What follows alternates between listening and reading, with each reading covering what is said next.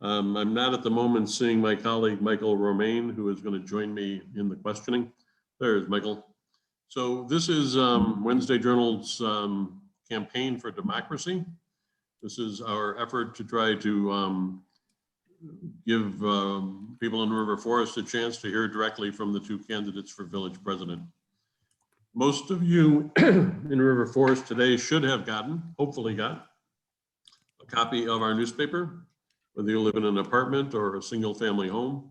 We mailed 20,000 copies of the paper out between Oak Park and River Forest. And we hope that you will find inside of it the 32-page voter empowerment guide. It's got a lot of information about every person who is running for office in River Forest, as well as in Oak Park. And we would ask you to consider subscribing to our newspaper. Something that is different now is the Wednesday Journal has become a part of a nonprofit, and that is new in the last 18 months. One of the realities of that is that we are now following IRS regulations related to a 501c3. And the most immediate impact of that is that we are no longer in the endorsement business. So after 40 years of endorsing candidates, a few of whom won, we are no longer allowed to endorse candidates. Another reason why it's important to have an event like this. This is not a debate. There are no opening statements. There are no time clocks. It is Michael and I asking questions. A good number of these questions came from readers in River Forest who followed our lead and came through with a lot of interesting questions. We have a lot of topics. So we are streaming live on Facebook. This is being recorded. You'll be able to see it on our YouTube channel on oakpark.com starting tomorrow. We have turned off, I believe, some of the other features that you love and annoy during your workday on Zoom, but the chat and the raising hands features are gone. So please sit back and listen, and hopefully we'll learn something together. And welcome to Trustee Patty Henek and Village President Cathy Adduci. So let's jump in. Affordable housing.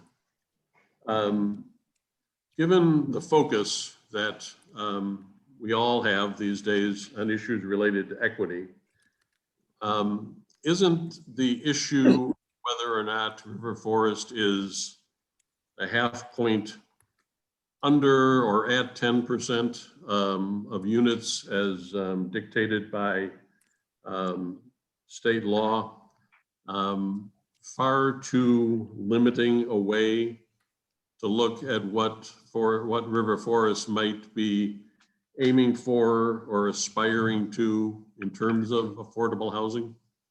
Is 10% a worthy goal or just a measure? Patty, you want to start?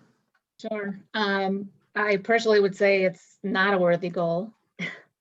I think being just focused on that number is what has limited our conversations, because it's basically been conveyed that we're close. There's not much we have to do because we're really close to that number. And in my opinion, that's not the number to strive for. That's like the floor of what the state act required, right? Was having that 10%. My concern when it comes to talking about affordable housing is that that term, in my opinion, has been weaponized, right? Meaning for a lot of people, when they hear affordable housing, particularly people in River Forest, I think, they go right to thinking all the things that it's pretty much not for River Forest, right? And what's important is that we need to talk about what affordable housing means for River Forest, right? Not what it doesn't mean. And what it means for River Forest is that it's going to allow people, even in that middle income level or just below, to be able to stay in our community. It allows for us to have and maintain a diverse housing stock so that as residents go through their different life stages, they have somewhere they can afford to live. So for instance, my boys who grew up in this community and would like to raise their family in this community like so many families do, they have that opportunity. when I have my fellow residents on my block who have lived here for decades and maybe they want to downsize to a smaller home. By preserving a diverse housing stock, it allows them to do that. By having affordable housing, it allows for more people to have more discretionary funds. That helps our economy, right? There are multiple reasons why we should have an affordable housing plan. I think what's your take on 10% as a measure? So Dan, I'm getting a little interference on it, so hopefully you can hear me. We can hear you. You can hear me? Yeah. And the question then Okay. is the All right, 10%. so yeah, the 10%. Well, let me explain a little bit about our affordable housing plan. About 2 years now, the Plan Commission gathered together to talk about the affordable housing plan in regards to how we wanted to address not only the 10%, which is of course the minimum, but what other things we could do to grow the affordable housing stock of homes in our community. And I think the 7 members of the Plan Commission did a phenomenal job of discussing the opportunities that our community has. And together they had several meetings, I want to say about 9 to 10 public meetings, discussed the issues around the current affordable housing and what we wanted to do in the future. And if anybody reads that report, which I highly recommend they should read it, it's on our website. Everything is open and transparent, and go through it. And in that, there's 6 very strong recommendations that the Plan Commission suggested to the village board. And so what the board did, and within that, it was also about 10%. So what happened was when the plan came to the village board, we had 3 discussions around the plan through both before our board meeting, through committee of the whole meeting, and then eventually another board meeting. And in the last board meeting, we talked about those 6 strong recommendations. And we also talked about the need to exceed the 10%. So if you look at our ordinance that we passed, it specifically says that the River Forest will meet and exceed the Affordable Housing Planning and Appeals Act. And we will do it in this way. And those are the 6 strong recommendations. We also said that we would measure our affordable housing stock. In other words, the state information that they provide has been frankly not accurate. I mean, 1 year will be 1%, the next 2 years will be another percentage. And so we believe that we wanted to ensure that we measured and we tracked our affordable housing so that we know exactly the amount of affordable housing we have. So I'm very pleased with the plan. I think it's a plan that was discussed in detail and discussed at length.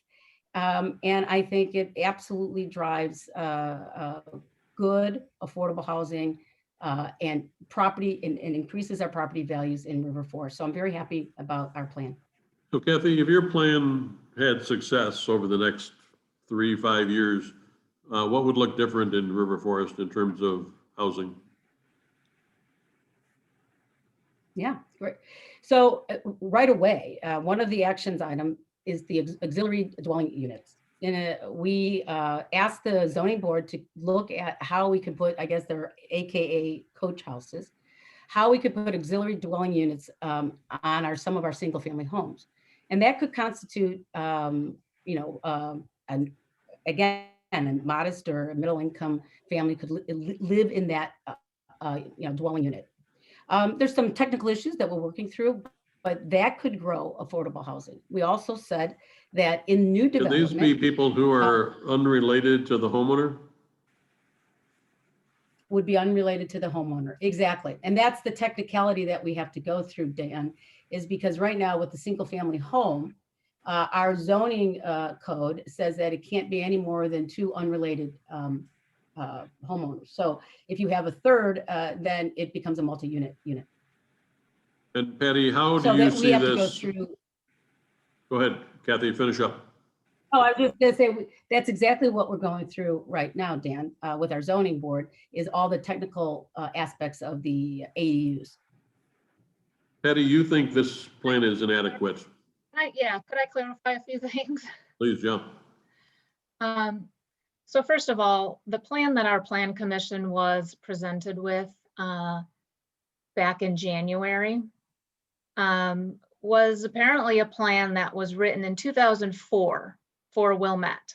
It wasn't written in 2020 for River Forest, as the commission was led to believe and as others were led to believe.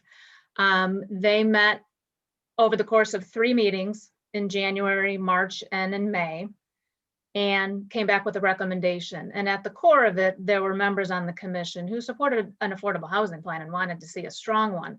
Unfortunately, the Wilmette plan wasn't a strong plan, and does not exceed or even call for exceeding that 10% in the plan.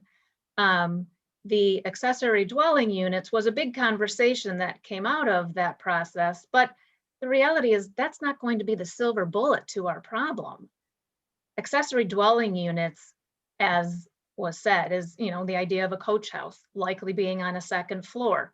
Not really ideal for our seniors. A lot of discussion came around the idea that these accessory dwelling units could provide housing for our seniors, or perhaps even our residents with disabilities. I don't really see how that is really going to benefit them. And there are all sorts of questions like you just brought up in terms of who's going to be allowed to live in these accessory dwelling units.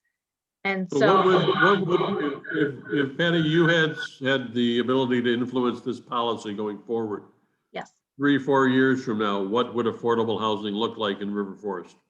Well, first of all, I would start the process by actually hiring an expert who has affordable housing experience so that we can hear the various options as what's available. You know, what our consultant said during one of the meetings is that there's a lot of creative affordable housing out there, and it takes some creative financing.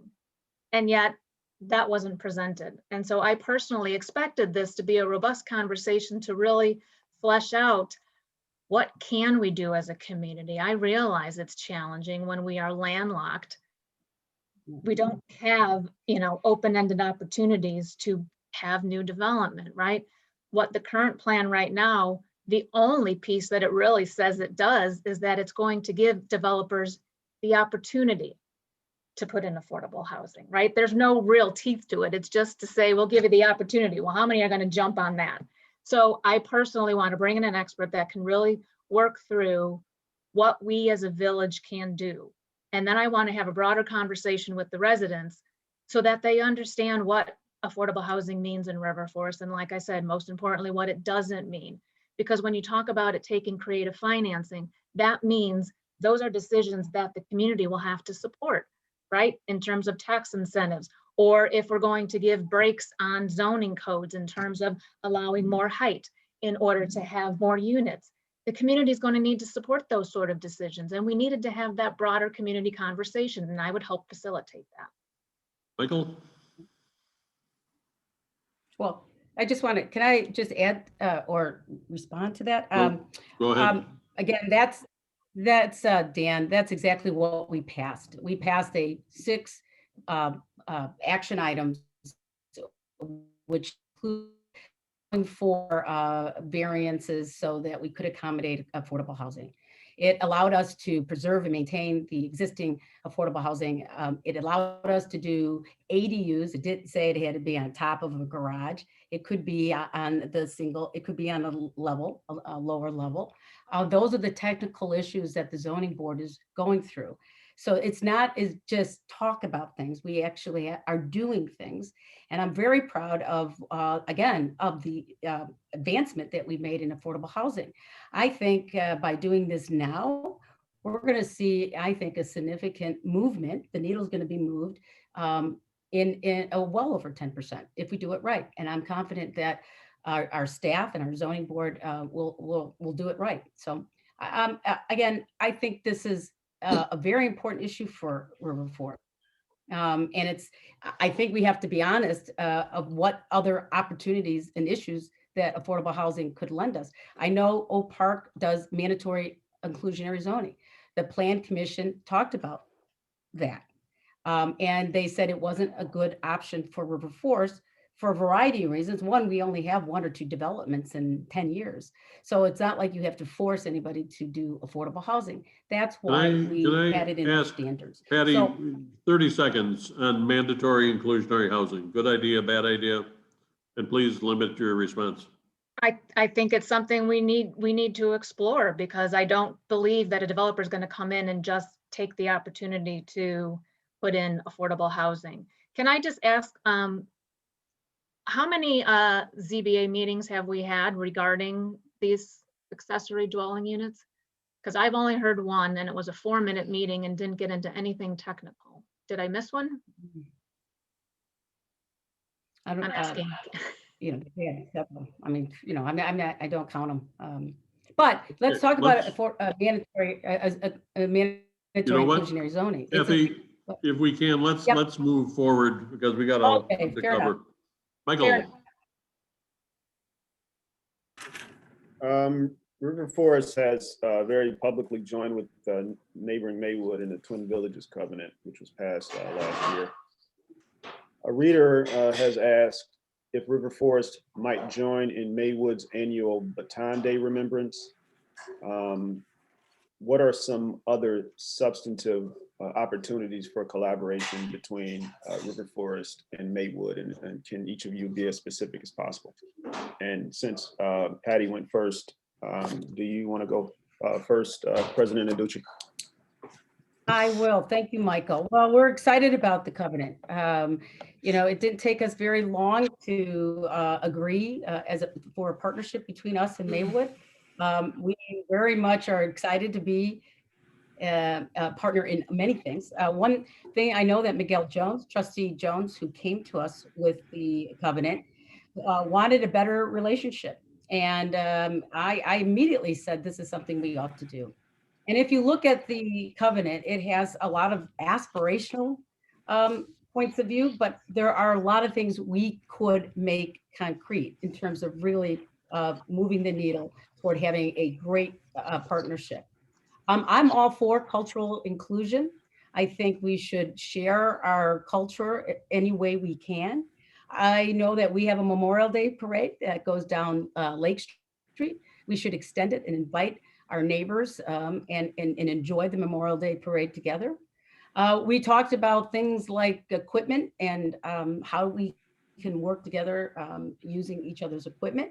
I think there's an opportunity for us to look at our public works building that is right on Forest Avenue, and they've got a public works building right on Madison Street. That's a great opportunity for us to work together to find ways to each save money and yet, work in a consolidated way. We share mutual aid with Maywood, where our police department and our fire department help each other. We also work on it's the West Suburban Gang and Drug Enforcement. It's called Wedge. We work together on all of that. So we have a lot that we work together on and a lot that we want to continue to work together. I know that we started conversations about what those might be. I know Miguel Jones presented to the Maywood Village Board in March 3rd about some of his ideas. And I thought it was a great presentation and I support many of those ideas. It's going to take some time and commitment. And I'm committed to ensuring that this covenant not only lives, but it's intentional in terms of our commitment to it. At some point last year, Trustee Jones held a meet and greet in Maywood. You attended that. There was supposed to be some working committees, and each village board was supposed to assign liaisons or designates to try to facilitate some real progress in that regard. Are those committees or have those liaisons been assigned, and have there been any other meetings beside the one that happened last year at Maywood Fine Arts? Yeah, thank you, Michael, for reminding me. Yes, not yet, but that was exactly what we're working on. As you know, we have a partnership with Dominican University, and that partnership now has grown into a very good partnership with Maywood. And we're including not only us as the village, but Maywood into those discussions of truth, racial healing, and transformation. those working groups with Dominican. We're also, as you know, just established our own internal working group, and that group will begin soon. We're gonna have to put membership on the group. That's our next phase of where our application is open. So if anybody wants to join the working group for diversity, equity, and inclusion, I ask you to please join. We welcome everybody.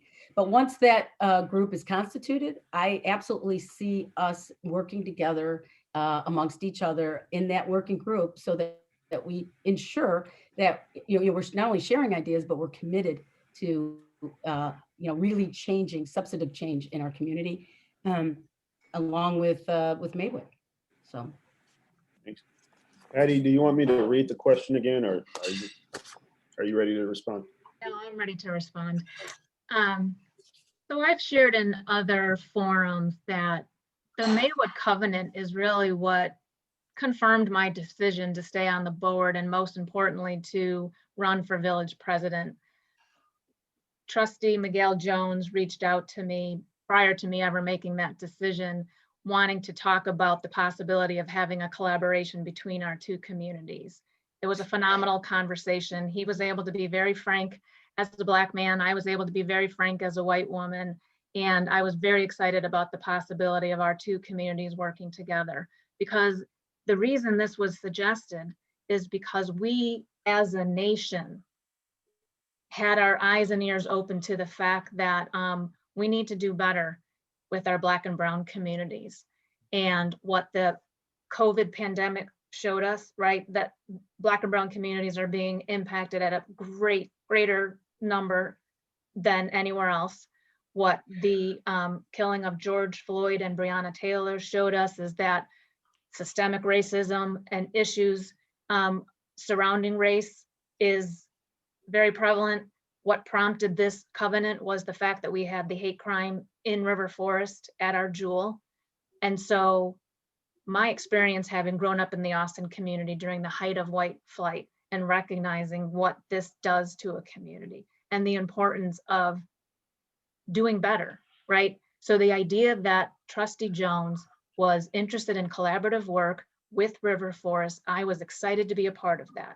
And I believed I needed to be in a leadership role to really facilitate that in an impactful way, not just to give a show of support, right? When Trustee Jones shared with me that he had a conversation with President Adduci and that she was amenable to this idea and that she keyed in on this particular item in the covenant to share public services, that concerned me, because that's something we've talked about for a while, is what we can do to potentially move our public works out of River Forest. And so to me, I was concerned that this was going to be a show of support as opposed to really doing this long-term collaborative partnership in terms of helping and bringing our two communities together so that we really can benefit. I love the idea of having a partnership that can be a model to other communities, right? Regionally, I feel if we can change the history of our two communities, not exactly being collaborative, what a great model to send more broadly for other communities to be able to do the same type of work for the mutual benefit of communities, right? That this work could perhaps change the needle on a state level, on a federal level, to finally get to a point that in 2021, we can start making some real changes to break down the systemic racism that we are still experiencing in 2021. Cathy, can I start with you on this? You are running for your third. Quick follow-up. Oh, I'm sorry, Michael, please. I was gonna, both of you all mentioned this public works facility. And Patty, are you saying that that's something that is within the realm of possibility, a shared public works facility between Maywood and River Forest? I'm not opposed to exploring that as a possibility, but I personally want to see this covenant as not just being a list of 5 items as presented, that we check a box, and once we've done all those 5 items, we're done. I want to see this covenant as an invitation to both of our communities to think out of the box, to think broadly, to think of any and all opportunities for us to collaborate, but starting with building some trust and building relationships with each other that could then lead to conversations about infrastructure or shared services, right? You have to have that community trust to be able to start exploring some of those bigger items. Thank you. So Cathy, Yep. you are running for a third term. I just want to say, I absolutely agree. And that's why I'm so committed to the covenant and to Dominican and to the working group. So very good. Thank you. Very good. So I'm sorry, Cathy, go ahead, Tan. you're running for a third term. Why isn't a third term too much? Why isn't it good to have a new person come into place?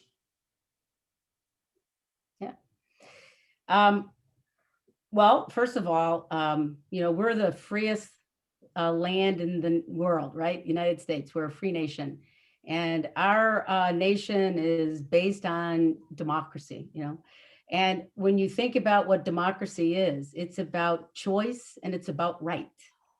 And the reason we don't have term limits here in River Forest or at the state level or at the federal level, other than the Constitution telling us that our president has 2 terms, or where there's a referendum and we've limited 2 terms, people want a choice. They want to be able to choose the person they feel is best and best fitted for the job, and has the performance. So my idea is, I think people should run as many times as they feel, and if they perform, then they should get reelected. If they don't perform and they're not good, then we vote them out.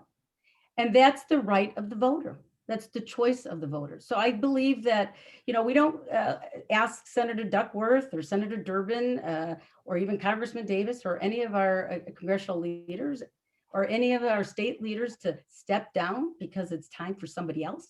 Or, you have to earn it. You earned the role to get elected and you work hard to get elected. And that's why people out there know that I work hard every day and on their behalf because it's important to me. And if they think I work very hard and they see that our community is in a good spot and heading in a good spot, if they feel like they're safe and welcome in our community, if they feel like we are strengthening our quality of life, and if they feel like we are looking after them in terms of their property taxes and balancing our budget, if they feel that this is what we've been doing for the last 8 years and they like it, then I ask for their vote. I think that's the democratic and democracy way. So Patty, there is no prohibition on a third term. Why do you think, or do you think it is a legitimate point of distinction? Well, Say that again. Oh, you're asking me? No, I'm asking Patty. Okay, sorry. Yeah. Oh, I missed it. Sorry. I personally think it's healthy to have term limits.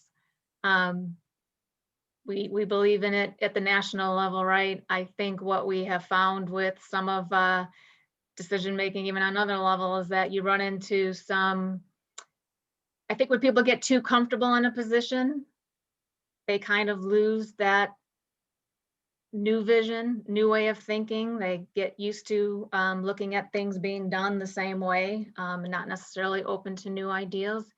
I totally agree that voters should have a choice, which is also in part why I'm running. President Adduci came on as a second term unopposed. And so in that case, we didn't have a choice because nobody else ran. And so she was our president for another 4 years. And so there were some, I've been told, well, she's doing a good job, why run again? And my answer is, I think it's healthy for residents to have a choice. It's why I advocated for more people to run on our other boards. Some may have noticed I had the sign, my campaign sponsored a yard sign that said, #run for office, #vote RF, and had the title, Local Elections Matter. Because I believe at all of our boards, it is way healthier when we have contested races. I think voters should have a choice for who's going to represent them. But where I also see value is that candidates are forced to stake a position, right? They're forced to do their homework. They're forced to understand what the issues are. And when we don't have contested races, that doesn't happen. And so to me, the democratic way is to have a contested race and to allow voters to actually choose. And so I was happy to provide that opportunity for voters. I hope that voters recognize that I'm doing it for more reasons than that I do have a vision for River Forest, and I want to see us move forward on things, but actually move forward, like really accomplish things and not just starting things, actually finish it, right? Like Lake and Lathrop. It's gone on way too long. We have to finish some of these things that we started. We're going to get to Lake and Lathrop. Yeah, right. Good. Kathy, Good.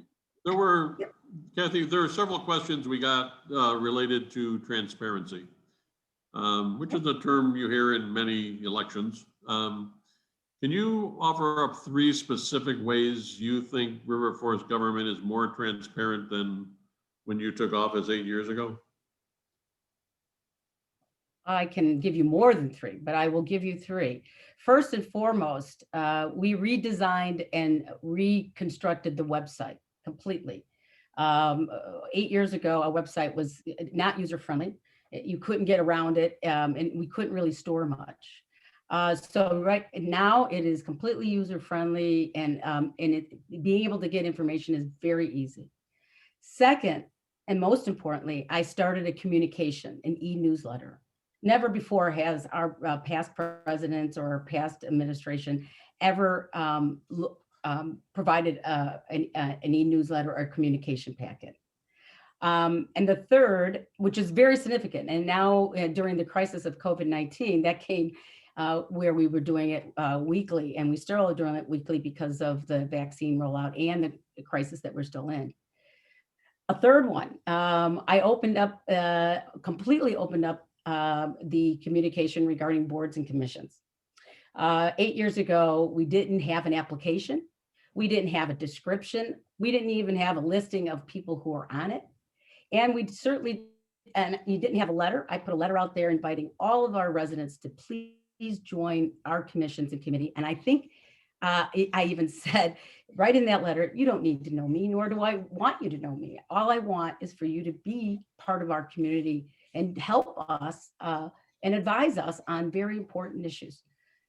So Dan, those are just 3. We've made so much progress in the transparency. Everybody knows that they can call me. I put my cell phone everywhere. We opened up the email. You can write to any trustee, and hopefully my policy is I will respond to you in 48 hours or sooner. I just think it's important that we are accessible, and I am. I respond on Facebook or Instagram if anybody wants to reach out to me. So I think the village board, the village staff, on every project, they update the website. It is, everything we do is with the eye of being transparent. Everything the staff looks at is saying, how much more can we provide to the community and to the residents? And I do the same. And I know all the village board trustees do the same too. They're very accessible. And last but not least, I also created more committees. Under my leadership, we, with the help of the village board, we created the Sustainability Commission. We created the Economic Development Commission, which added 7 each. We created the ad hoc for the Deer Committee, and we created the Age-Friendly Committee. And so just those alone put nearly over 30, I think it's 32 new residents into the process of being part of our, our community. So it's never done, right? You can always improve. There's always more things we could do. And so I'm always open to any ideas that will allow us to be a better government.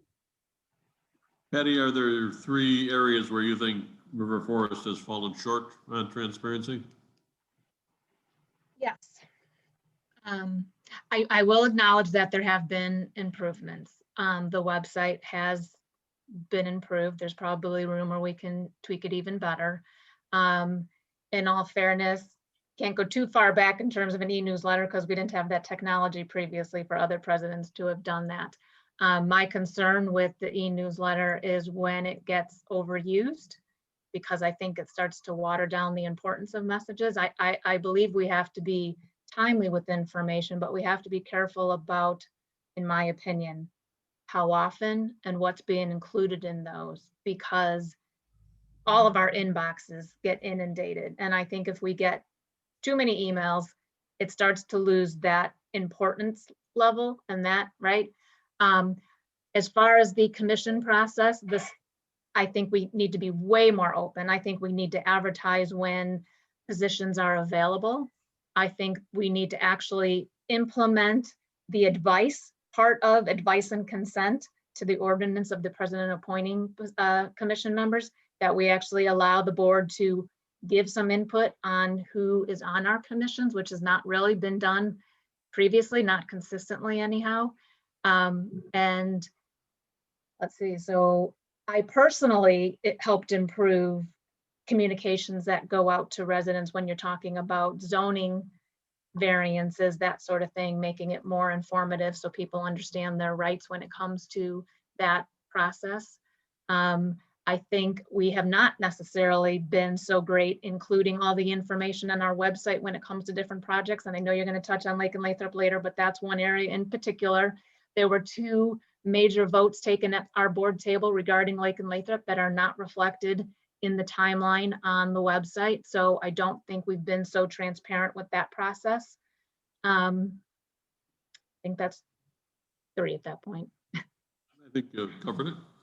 Michael, do you have a question related to equity? I think we're jumping the gun a bit. I think red light cameras was next. I think we need to cut a couple of questions here. Oh, okay. All right. I get that cue. Sorry. Time to wasting. I'd like to talk about red light cameras if we can. Well, if we have time, we'll go back to it. Okay. It's one of my favorite subjects. I know it is. I can probably roll that into this next one. How would each of you define equity in you know, our red light camera is equitable based on each of y'all's each of your definitions. So we can start there. That was I'm perfect here. how you tied that together. Go ahead, I Cathy. don't know who went last though. Sorry, I forgot. Patty, you want to start in? I can start. Defining equity and Sure. So I would define equity as providing resources, not necessarily the exact same, but what people need, right? Allowing enough resources for people to have a fair chance of outcomes and success. And so that may not look the same for everybody in terms of what would be considered equitable.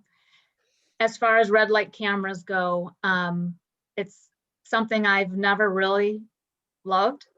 I recognize it's a line item on our budget, so I recognize it's something that would have to really take some discussions as far as if we were to remove red light cameras, what that looks like. But coming into the decision to approve a new contract, which we were presented with this summer, it was the middle of June. So in the height of our recognizing that we have to look at things through a different lens, right? I submitted a number of questions to help inform my decision about red light cameras. One of the questions was, how many tickets are issued and after going through adjudication gets dismissed? Because in my mind, that represented tickets that were perhaps issued unfairly. And my concern was that we potentially have 2 groups of folks. You have those that receive that ticket and have the means to pay it, right? Just to not deal with it, which isn't fair. Or you have the other group who doesn't have the means to just pay this ticket, doesn't have the luxury of time to come in and adjudicate it, or even understand that that's a thing, that that's something that they can do, right? And then that ticket goes to a second notice and then eventually collections, which then perhaps impacts them where they're going for a school loan or a home loan, right? That concerns me. I suggested at the start of that agenda item that we start the conversation around red light cameras and whether this is what we want as a community, this easy revenue source on the backs of others, right? I suggested that we wait for other data regarding safety and the merits of these cameras and safety, which I didn't get. And I made the suggestion that we start this conversation and vote at a follow-up meeting, not dragging it out, but our next meeting 2-3 weeks later. President Adduci inserted herself in the conversation so that we didn't go that route, but then went on to recuse herself from the conversation because she has multiple family members in the red light camera industry.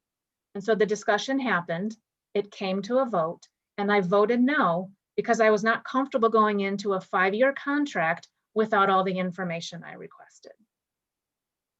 President Adduci, do you want to define equity and then respond to some of what Patty said with respect to red light cameras and whether or not they're equitable, and some of the things that she said about you and your Of course. relationship?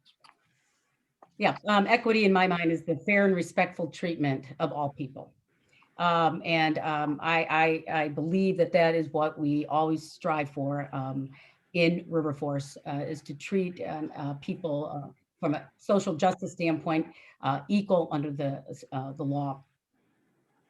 Let's talk a little bit about red lights. I did recuse myself. I think at that meeting, I stepped out of the meeting and recused myself from any discussion.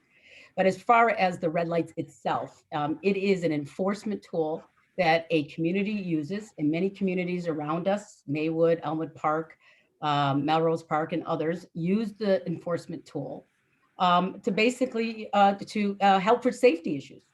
As Dan and I've talked about it in the past, the red lights are there, to ensure that there aren't accidents, people don't get hit because there's a person in the walkway and someone takes a right hand turn.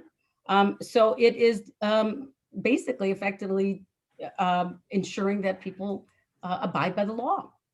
Now, it itself, I don't believe that the vendors actually look at the socioeconomic profile of the people driving. So it's based on breaking the law. Did the person run through the red light? Did the person take a right-hand turn without stopping? As far as the adjudication, typically those videos, right, Michael, are looked at by the judge and the person that comes in. And the judge has a discretion as to whether or not to let the person go. So it's not that when you're walking into adjudication that we already know, we already know that the person broke the law. So the judge has the discretion on if this person would let go of the ticket. So I think it works out very well. I don't believe that it any inequity in the of the tickets. I think there's also a possibility when somebody can't pay, they also talk to the judge at the adjudication session and talk through, whatever their situation is. So I think it's a process that is respected, and I believe that the red light cameras serve a purpose for the villages that have them. Now let me address the appearance of a conflict of interest. Yes, since 2010 or since 2009, since I've been elected official in River Forest, I have family members that work for a red light camera. None of the red light camera companies that they work for, we've ever done business with, either in the past or future. So I don't have a direct conflict of interest at all regarding the red light. However, I recuse myself out of the appearance of a conflict. I feel that it's important as elected trustees that we always take ourselves out of the equation if under abundance of caution, if there's ever an appearance of a conflict. And so I believe that that's what I did. And I'm very comfortable with recusing myself. And I have, everyone knows me. I do not let, I don't think it's correct for family members to do business in River Forest where we pass laws and where where residents who do business with people come before the board. In other words, if you have, Patty, this, you have a husband that does a lot of business in River Forest, And if any one of those residents came before our board, you would have a conflict. You would. And that's a direct conflict. So you're right, my So husband we has all his own work. business and a very We all- successful one, but very, Yeah. maybe So we all 2% work. maybe 2% of his clients are River Forest residents. So I don't see that as a concern. It doesn't. But you're right, if it came up, it No, would be.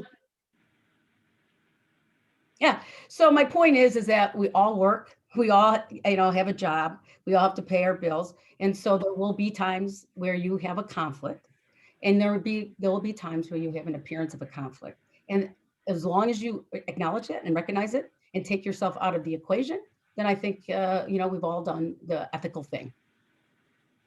Me, real quick, and I've been outed here as someone who thinks red light cameras are a total scam.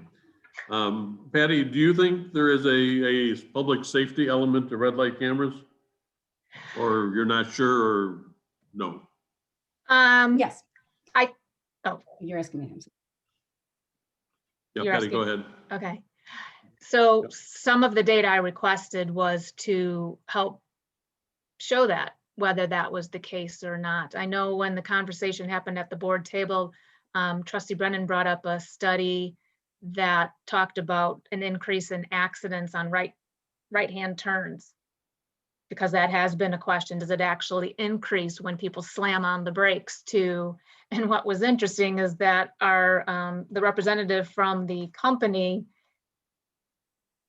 sort of wanted to dismiss this study, and I'm forgetting now who it was done by, but instead holds up his camera, his phone, and says, oh, I would surmise that the increase is because of these.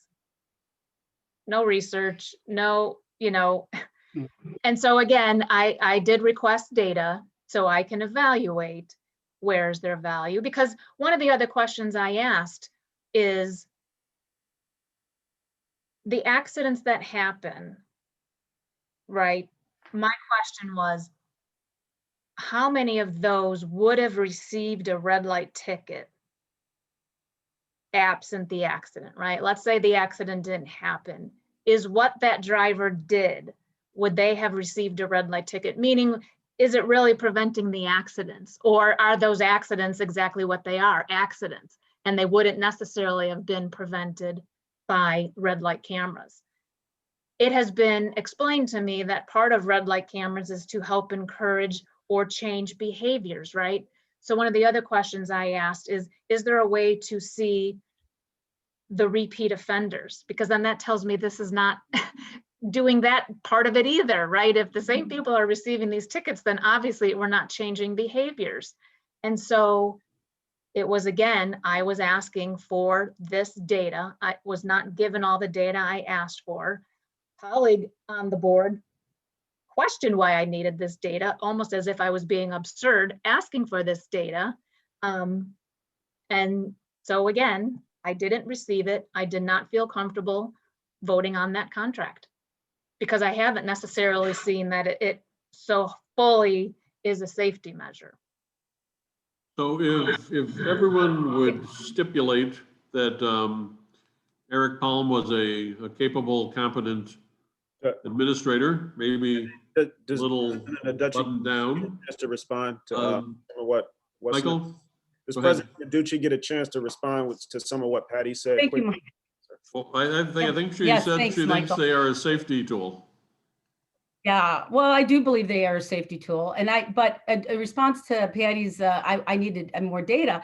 We've been, according to Eric Palm, when we decided to move off the current vendor that we had to a new vendor, was a process, right? There was a process to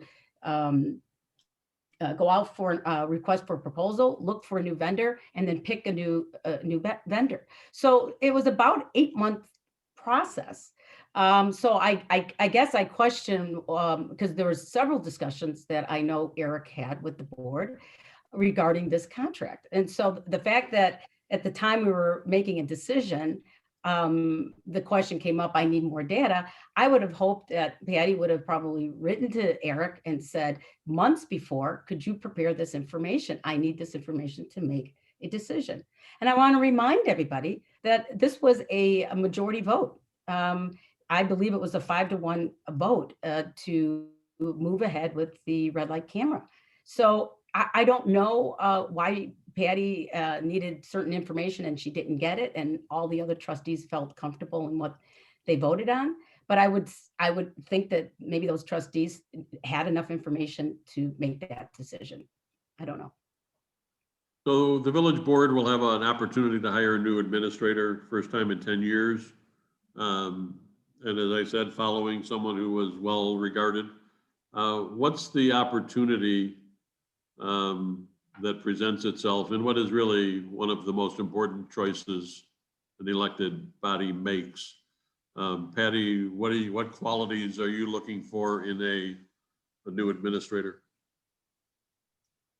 Qualities I would look for, probably first and foremost, with somebody who strongly values the importance of transparency, the importance of being inclusive with the community, somebody who was personable, recognized the importance of the community dynamics. Eric definitely worked with the idea of having good customer service, which I think is important when we're interacting with residents who have questions and coming to a village hall. Somebody who has experience, obviously managing a municipality, having the financial experience managing a municipality. But I think in this current climate where we're, starting with these diversity initiatives, with our commission, with Maywood, with Dominican, since our diversity committee is going to be co-chaired by the village administrator, I would want to look for a candidate who has done work in this area or who has experience in this area, because I do think it's going to be very important that we have somebody who is comfortable with these conversations and comfortable with being uncomfortable in these conversations, right? The importance of these conversations is to learn and to see where we can improve, not to be defensive about these conversations, not to hide behind certain processes to prevent full, robust conversations. It's really with the intention of making impactful changes that will improve the quality of life and experiences in River Forest for our residents, for our visitors, right? That's important. And I absolutely embrace that process and want to be a part of that process and believe I have the experience and the comfortableness in that topic to work with our new administrator facilitating that. Cathy, what are you looking for? Yeah, I certainly agree with Patty that the person should be very versed and on DEI, diversity and equity inclusion, and should want to intentionally be engaged in that process. But this appointment, Dan, will probably be one of the most important appointments that our village will make in the next year for sure. And because a variety of reasons. I mean, as you know, the form of government that we have here in the village of River Forest is a strong trustee village administrator. In other words, the trustees and the village president set policy and set practices. And then we direct the village administrator to implement those policies. And so many times we rely on the administration, as we should, for information that we wouldn't otherwise readily have. And it could be in any category of zoning, planning, just general administration, relationships with state and federal agencies that person would have to connect with. So the person has to be pretty deep in understanding many things. And it also has to have interpersonal skills, such like communication, writing, decision-making, and finance, for sure. Even though we have a chief financial officer or a finance director, Rosie McAdams, who's great, the person has to understand how to build a budget and how to balance a budget. And I think, so those are a lot that we will be asking a village administrator, but I am confident once we go through a national search and look for the right person. And I did this with Eric, actually, when I became a village trustee. John Regas allowed me to do some of the interviewing along with him. And when we interviewed with Eric, it was so obvious that he had the capabilities and the capacity, and that's the operative word, capacity, to really take on the ins and outs of a village administration job. The village administrator also hires people. Although we are responsible for the chief of police and the chief of fire and the village attorney, he becomes the manager in charge of all of the village employees. And so you have to build a strong team. So you have to have teamwork and like I said, ability to bring people and consensus building, bring people together for the purpose of doing good for the village. And the person has to hopefully know how, I said the interpersonal skills, has to interact with many residents. And we want them to feel comfortable interacting with residents. So important job, looking forward to it. We've got a lot of great candidates, and certainly we have a candidate right in-house who has done a phenomenal job, Lisa Shiner, and I'm very happy that she's stepped up to be the acting at this point in time.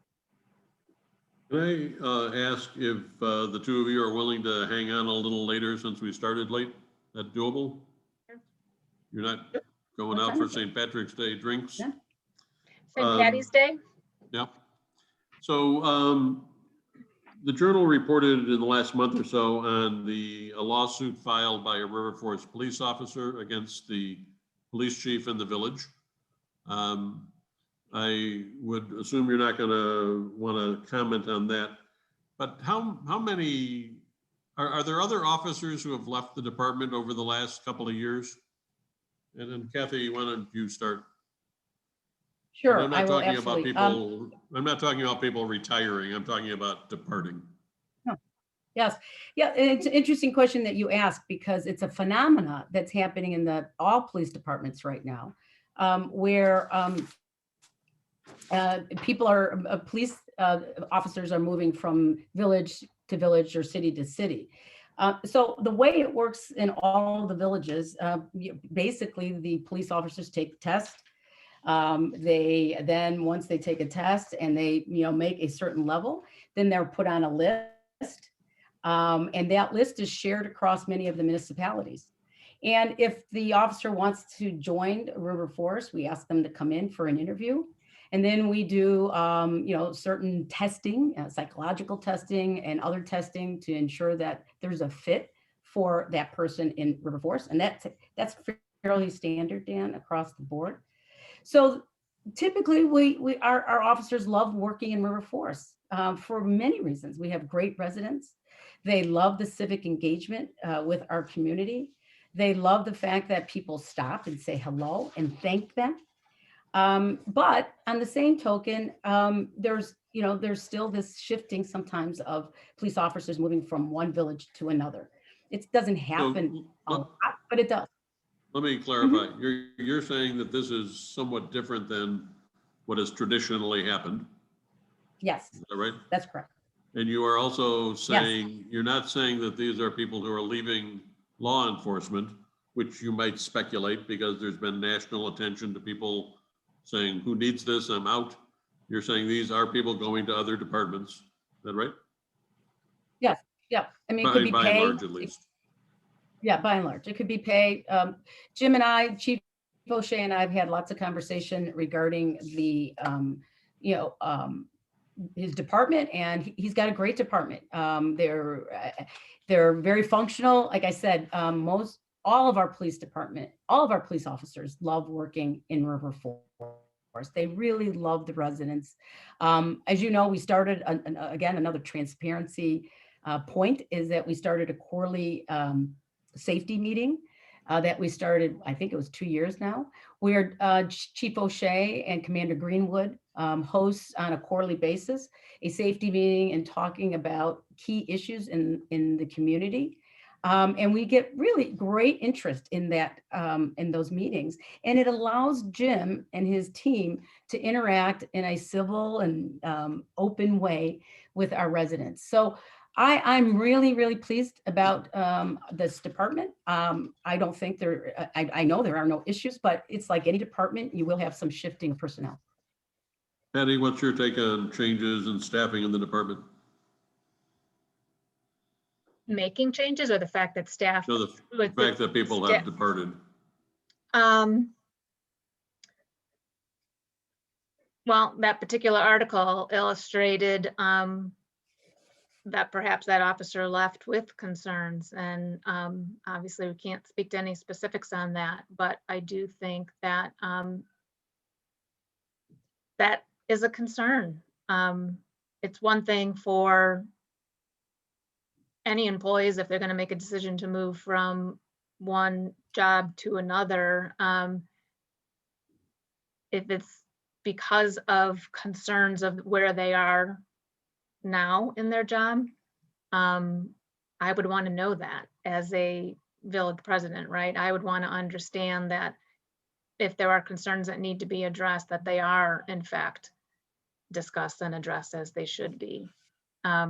This particular, I'm not familiar with other examples of officers leaving. This particular one, obviously we can't talk to about specifics, but I would want to be sure at all times that all of our employees feel that they can talk about concerns and have concerns addressed, and be comfortable doing that.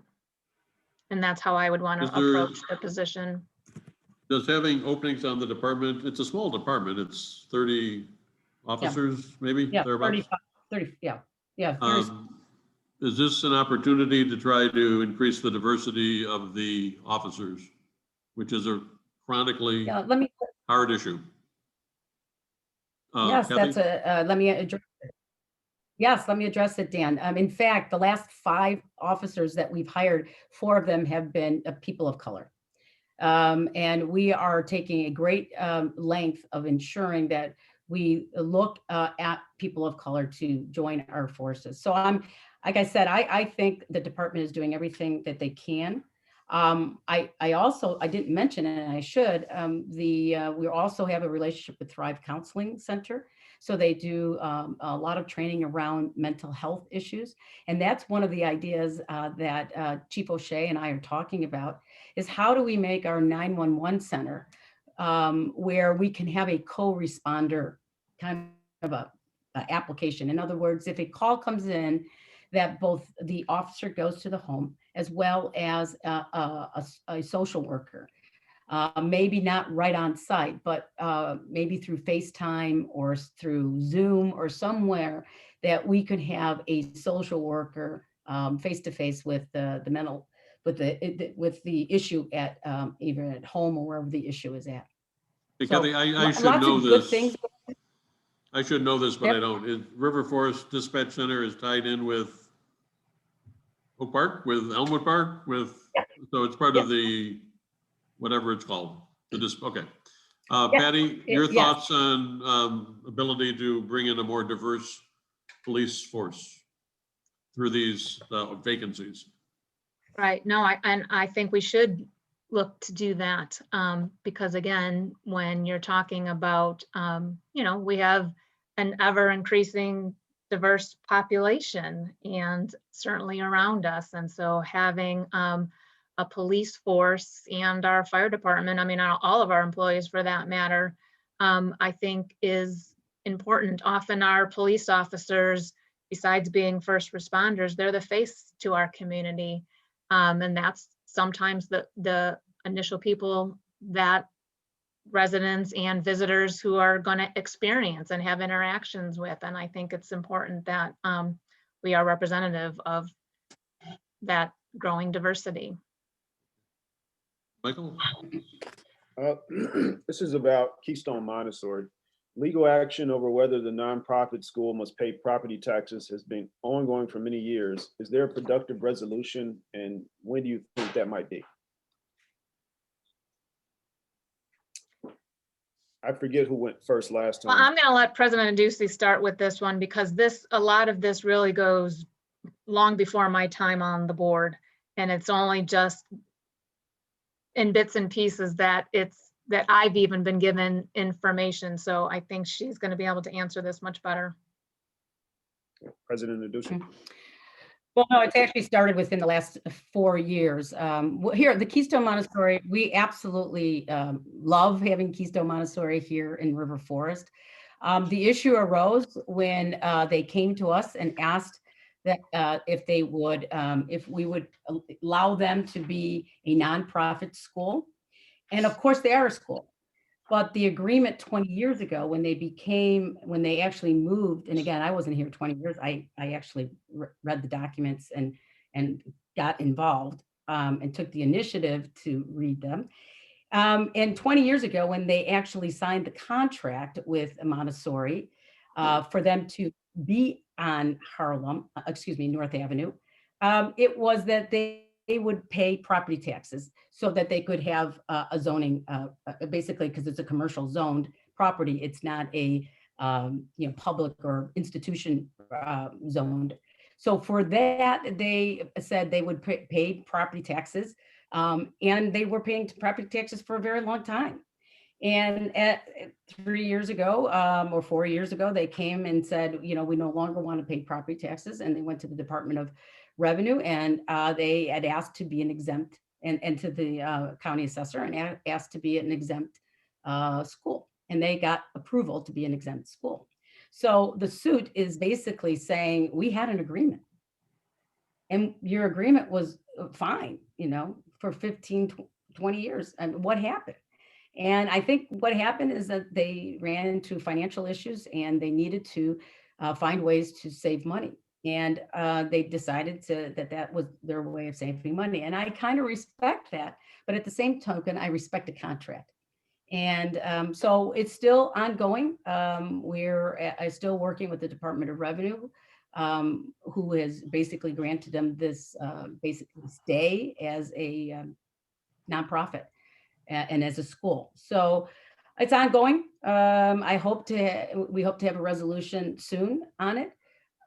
So again, we welcome Montessori, Keystone Montessori. We think they're a fabulous school. That they provide a great option for our young children in River Forest and the surrounding communities.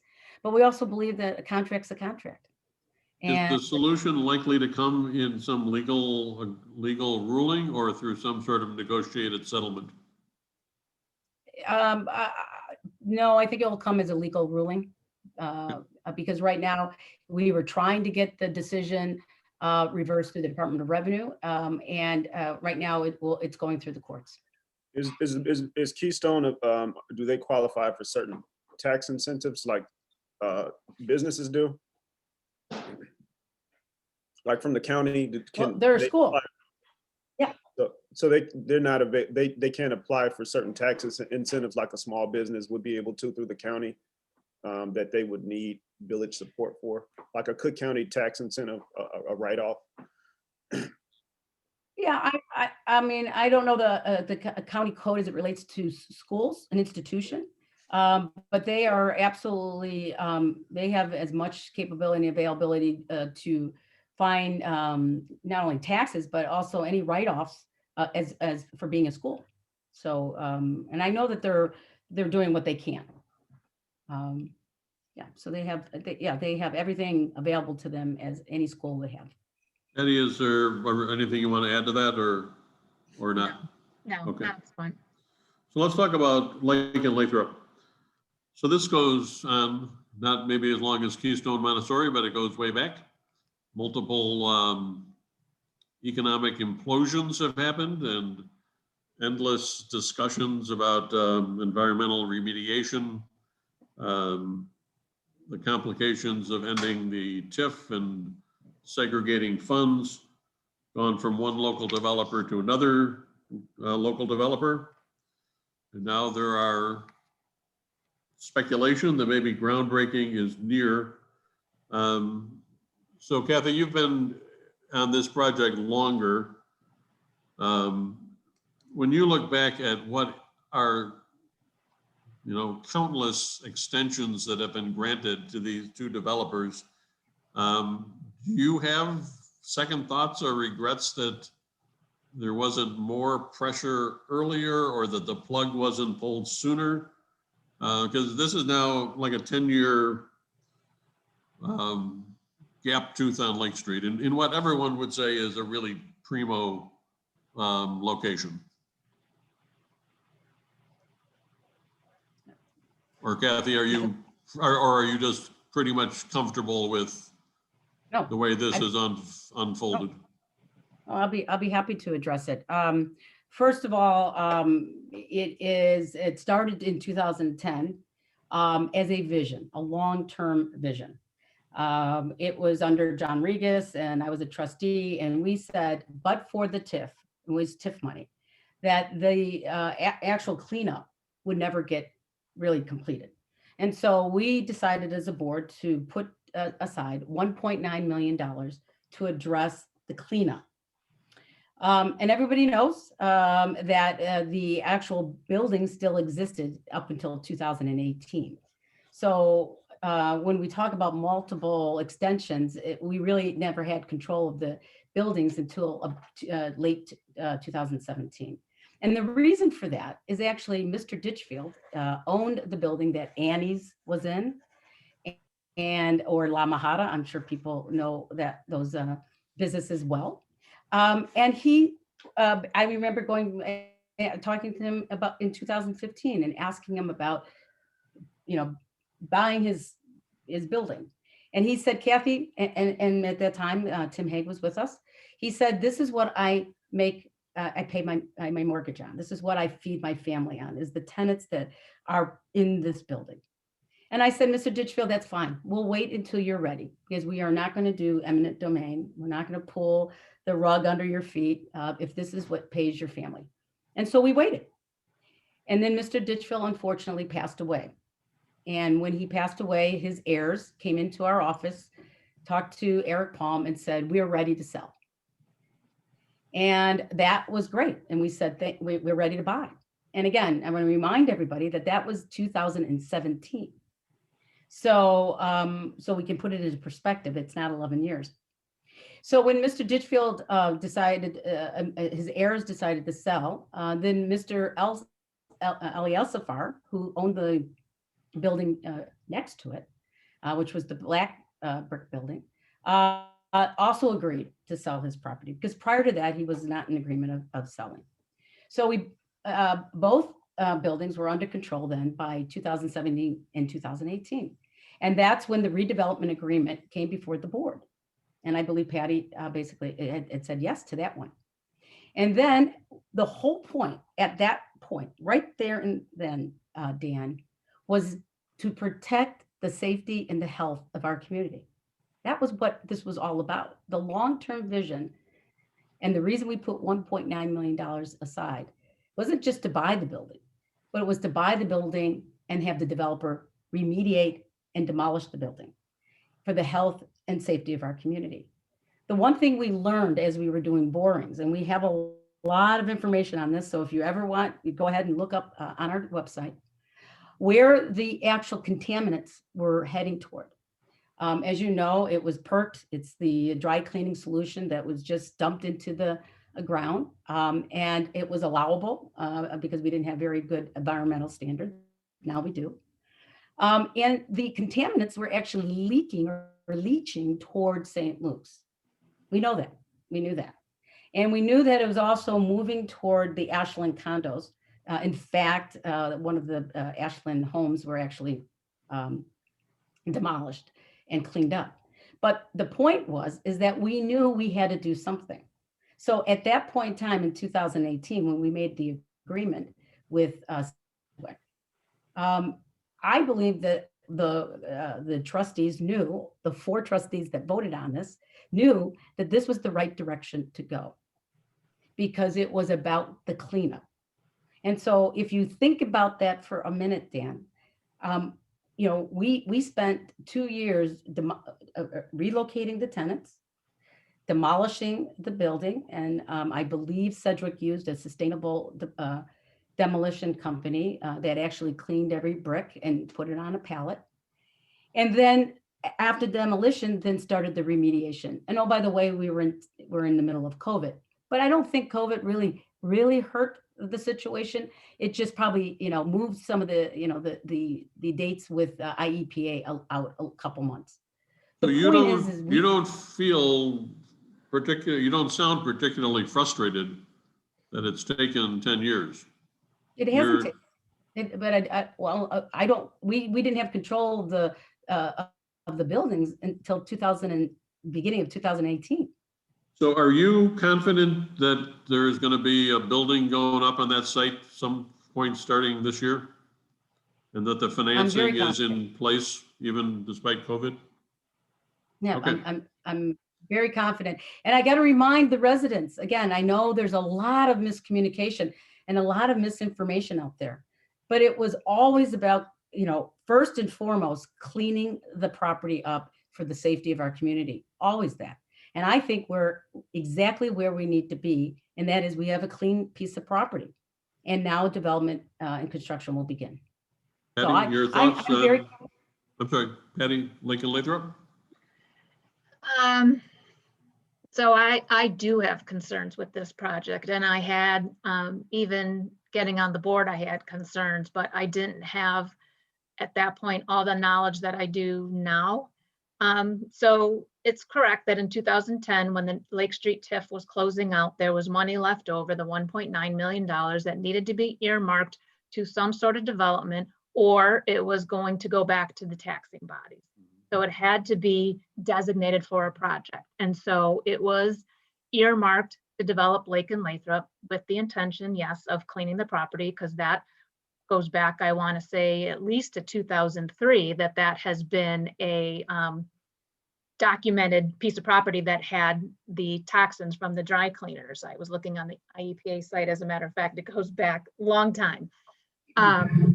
And so that money was given to develop that property. In 2010, it did go out to RFP. My understanding is that we only had one response, and that was Tim Hague to develop that property.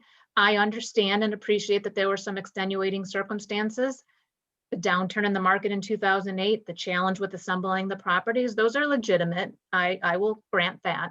But coming into 2016, which is when we were starting to move forward again, just before my time getting on the board, those pieces were starting to fall into place. But at that point, Tim Hague's partner was no longer part of the project. And so Marty Paris and Sedgwick was brought on as a partner. And so they did come before our board in September of 2017. It was one of the first things as a new trustee that we were looking at. And because at that point in time, I recognized that there were fits and starts to this project and had been taking a while, it seemed, okay, if we have this new ability to move forward and actually get something done, that would be great.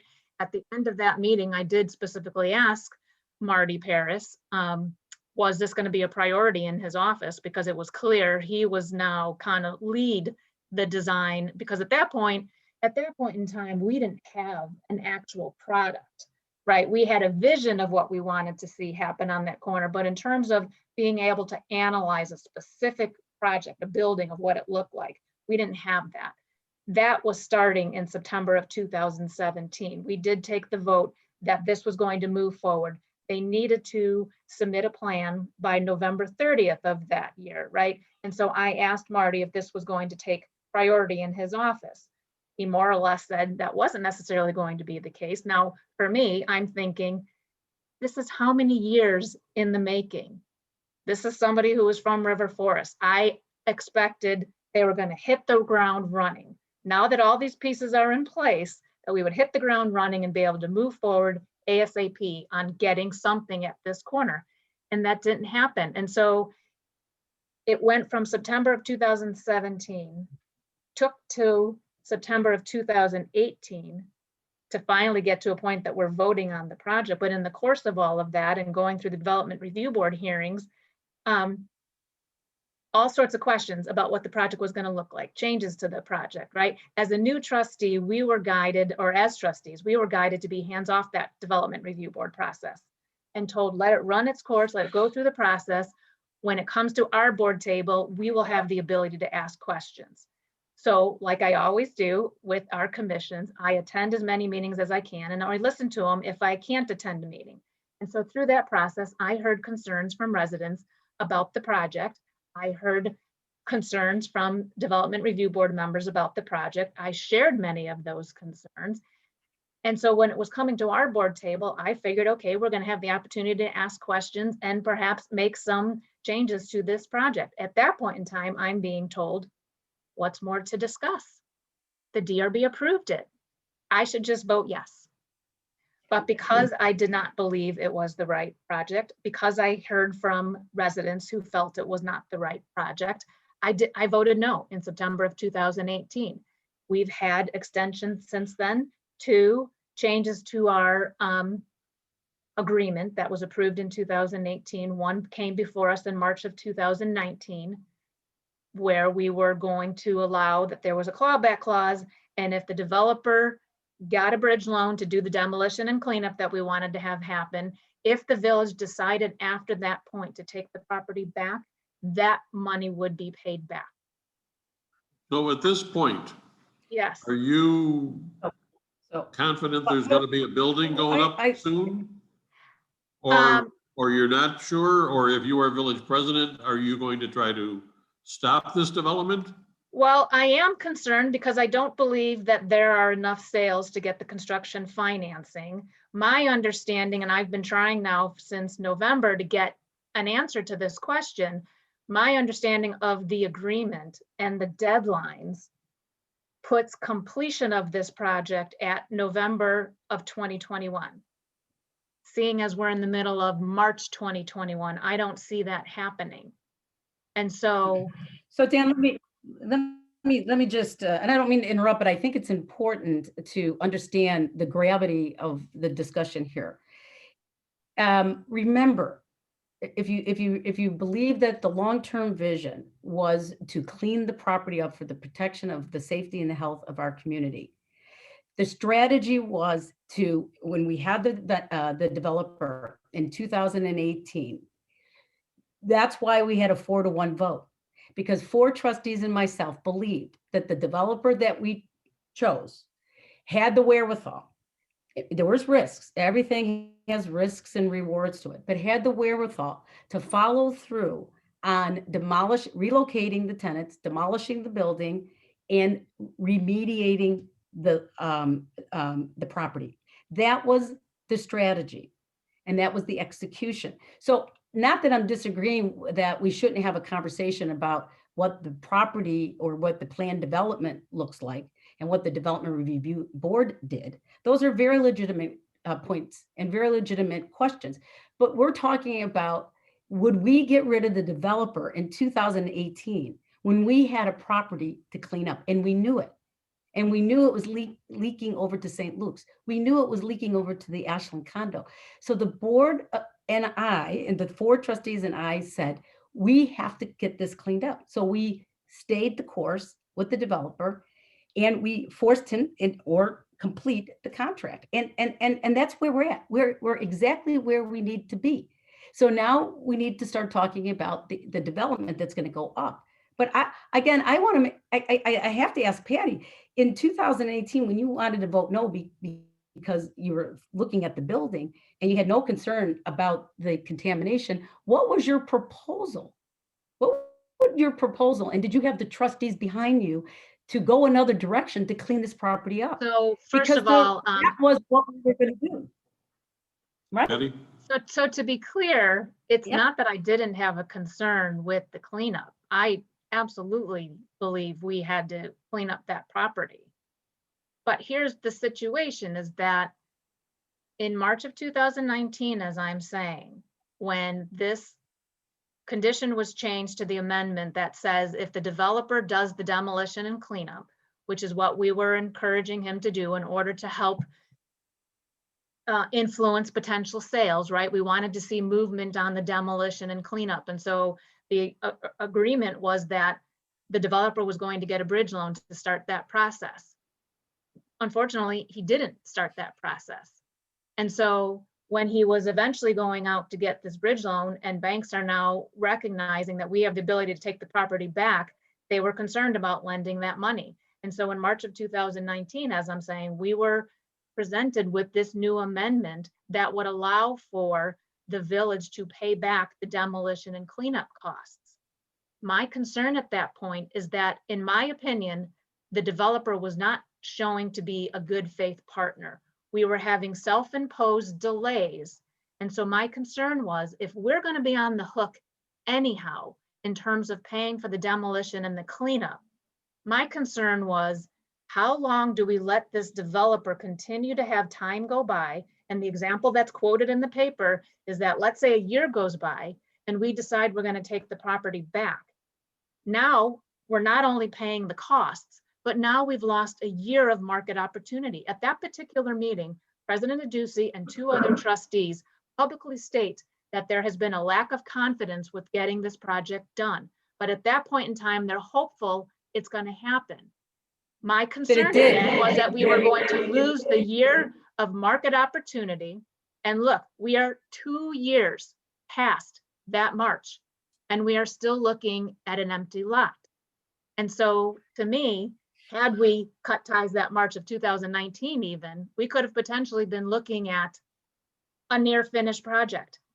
And that's not what we have right now.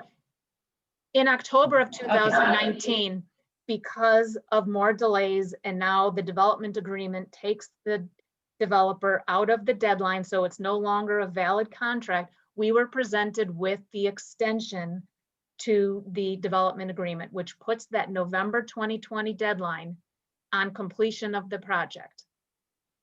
Okay. I don't see So that. Cathy, I ask you again, what was your proposal? What did you propose that we do? Not just saying I told you, what was your proposal? And did you bring 3 other trustees with you to say, this is the direction we want to take with a different developer? Because the current developer, we believe we don't believe the current developer could do the job. Remember, the job was to clean the property up. That was the vision, that was the strategy, and that was the execution of that contract. It was to clean the property up. I mean, certainly we're going to get a building on the property, but to say 2 years ago, we were not going to get a building on there, it needed to be cleaned up. It needed to be cleaned up. So the question I have is, if you felt that that developer couldn't do it, what was the what proposal did you bring to the table that could have been different? Because the other 4 trustees believed that this developer and this redevelopment agreement was the right direction to go. It had risks. We knew some dates would be shifting, but it was the right developer to do the job. And now it's done. And Cathy, so why don't you take the last response on that, and then we're going to wrap up. Okay. So I have to say, here's the challenge why I also believe we need broader representation on our boards that don't come from the same tight friend group. Because I did have colleagues who shared some of my same concerns. But when they're convinced by our village president to not push back and ask the same questions or try and work towards the same changes, it does make it very difficult to exact any changes. So, I mean, I literally had President Adduci at my house the day before we voted for 3 hours doing the hardcore sell to just have me vote yes, because as she's proud to say that she's a consensus builder, right? That's her consensus building. And so I had a trustee who shared other concerns that I had, and we were going to talk about how we could perhaps get changes to the plan. I spoke to that trustee after my conversation with President Adduci, and it was clear that trustee spoke to her first and was basically reiterating a lot of the same arguments I was hearing. And so, and besides the fact that we didn't even have all the trustees, we didn't even have a complement of the board to vote on that project. We had Carmela Corsini out of the country. We knew she was out of the country. I advocated for waiting for the vote so that we could have a fuller board making a decision on this important development. I thought it was valuable and important for the elected officials to hear from all of their elected officials on this project, but that didn't happen. So Trustee Corsini was not allowed to vote on the project. And then we had Trustee Vasquez, who at that point in time had to recuse himself from any votes related to TIFs. because his office was representing District 90 and District 200. And so the community did not hear from their full elected board. We did not have a full elected board to even make a decision on that. And so it went the way it did. Okay, So I just wanted to clarify. I think Patty's talking about the plan development, and I'm talking about the redevelopment agreement. And the redevelopment agreement is with the developer, and it has dates to clean up the property and to demolish the building. And that is the 4 people who I have tons of respect for: Trustee Bachner, Trustee Brennan, Trustee Kargi, and Trustee O'Connell voted in favor of keeping the developer and getting it cleaned, because we all knew we needed to protect the health and safety of our community. So I'm very proud of the village board. I'm proud of the vision that we put together and the execution that happened. And we're ready for great construction. So let me just, to wrap it up, Cathy, you believe this building is going to be built and starting soon. Patty, you are less certain that will happen based on the concerns leading up to this point. Based on a lot of concerns, and based on, I'm not even sure that they have the sales to get the construction financing to have it move forward. Okay. I want to thank both of you. I want to thank Michael for joining me. 2 of my colleagues, James Kay and Mary Ellen Milligan, working behind the scenes, even though we bumped off at the beginning. Early voting is starting, and Yes. we urge you to get out and vote. Yes, Thanks and good absolutely. night. Thank you, Dan. you. Thank you, Michael, for taking the time. You I bet. appreciate it. Happy St. Patty's Day. Yeah, And to thank you, Patty. guys. Bye now. Thank you, Cathy. Bye.